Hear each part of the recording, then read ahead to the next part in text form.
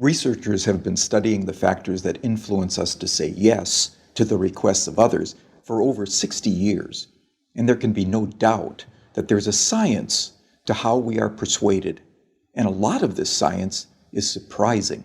When making a decision, it would be nice to think that people consider all the available information in order to guide their thinking, but the reality is very often different. In the increasingly overloaded lives we lead, more than ever, we need shortcuts or rules of thumb to guide our decision-making. My own research has identified just 6 of these shortcuts as universals that guide human behavior. They are reciprocity, scarcity, authority, consistency, liking, and consensus. Understanding these shortcuts and employing them in an ethical manner can significantly increase the chances that someone will be persuaded by your request.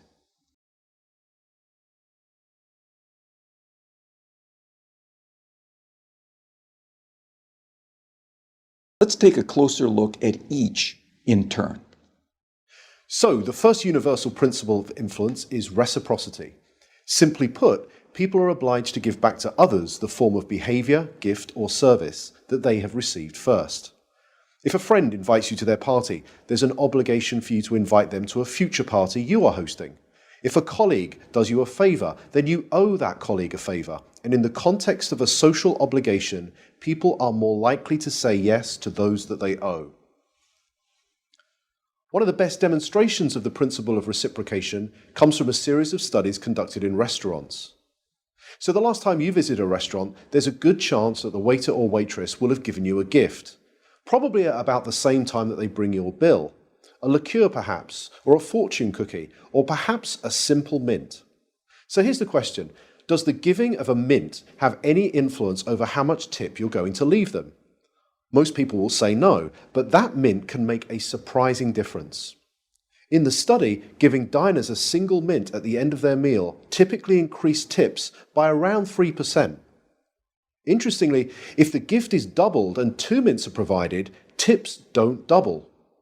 They quadruple, a 14% increase in tips.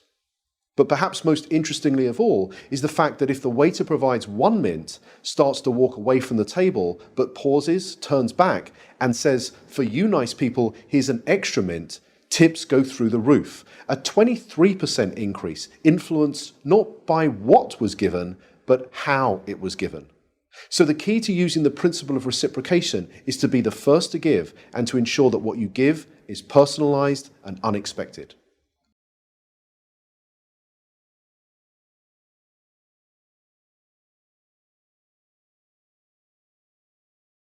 The second universal principle of persuasion is scarcity. Simply put, people want more of those things they can have less of. When British Airways announced in 2003 that they would no longer be operating the twice-daily London-New York Concorde flight because it had become uneconomical to run, sales the very next day took off. Notice that nothing had changed about the Concorde itself.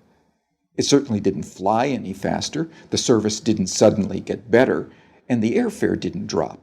It had simply become a scarce resource, and as a result, people wanted it more. So when it comes to effectively persuading others using the scarcity principle, the science is clear. It's not enough simply to tell people about the benefits they'll gain if they choose your products and services. You'll also need to point out what is unique about your proposition and what they stand to lose if they fail to consider your proposal.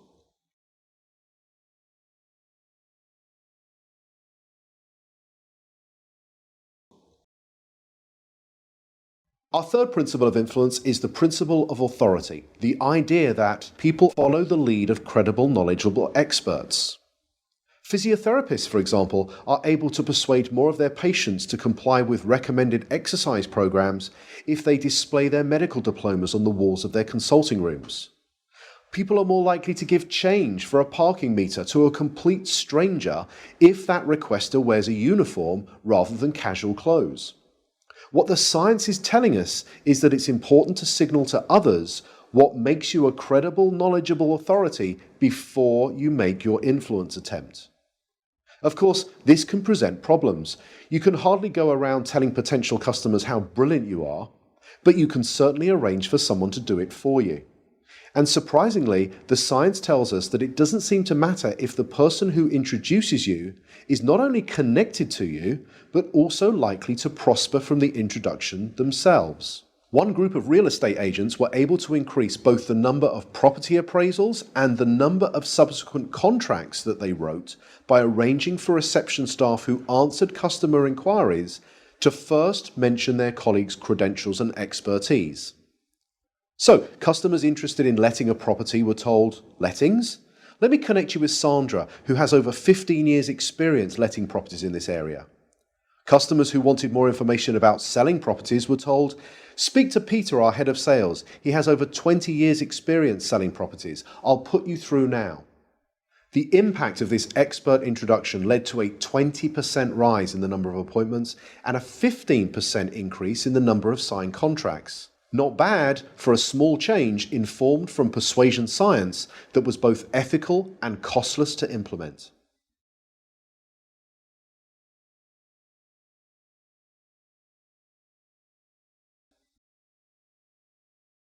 The next principle is consistency. People like to be consistent with the things they have previously said or done. Consistency is activated by looking for and asking for small initial commitments that can be made. In one famous set of studies, researchers found, rather unsurprisingly, that very few people would be willing to erect an unsightly wooden board on their front lawn to support a Drive Safely campaign in their neighborhood. However, in a similar neighborhood close by, 4 times as many homeowners indicated that they would be willing to erect this unsightly billboard. Why? Because 10 days previously, they had agreed to place a small postcard in the front window of their home that signaled their support for a Drive Safely campaign. That small card was the initial commitment that led to a 400% increase in a much bigger but still consistent change. So, when seeking to influence using the consistency principle, the detective of influence looks for voluntary, active, and public commitments, and ideally gets those commitments in writing. For example, one recent study reduced missed appointments at health centers by 18%, simply by asking the patients rather than the staff to write down appointment details on the future appointment card.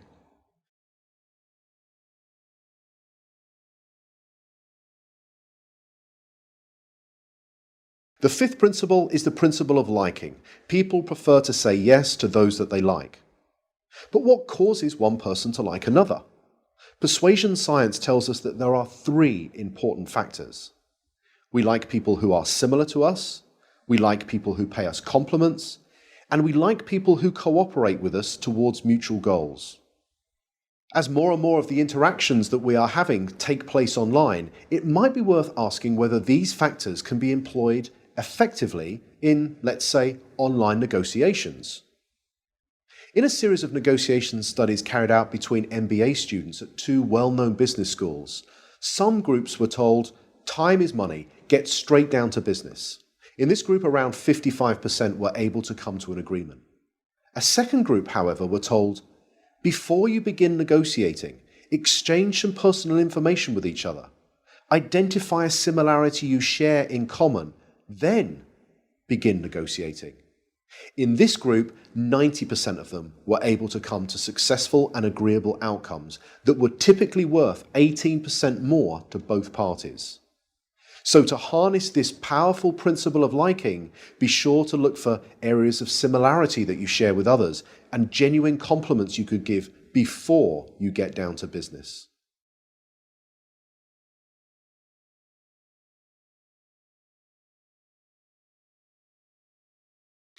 The final principle is consensus.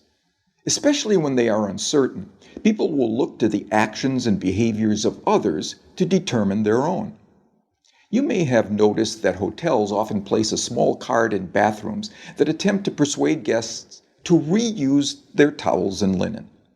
Most do this by drawing a guest's attention to the benefits that reuse can have on environmental protection. It turns out that this is a pretty effective strategy, leading to around 35% compliance. But could there be an even more effective way? Well, it turns out that about 75% of people who check into a hotel for 4 nights or longer will reuse their towels at some point during their stay.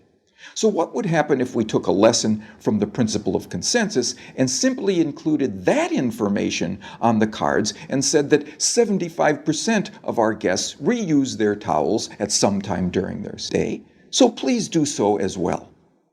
It turns out that when we do this, towel reuse rises by 26%.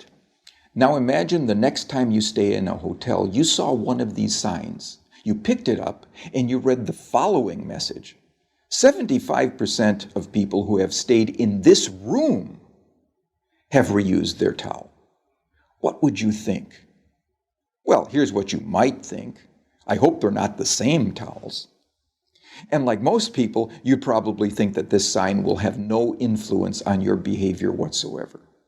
But it turns out that changing just a few words on a sign to honestly point out what comparable previous guests have done was the single most effective message, leading to a 33% increase in reuse.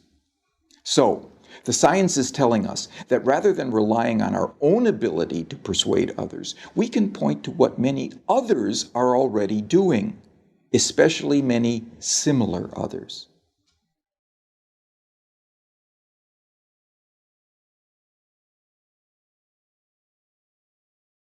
So there we have it, 6 scientifically validated principles of persuasion that provide for small, practical, often costless changes that can lead to big differences in your ability to influence and persuade others in an entirely ethical way. They are the secrets from the science of persuasion.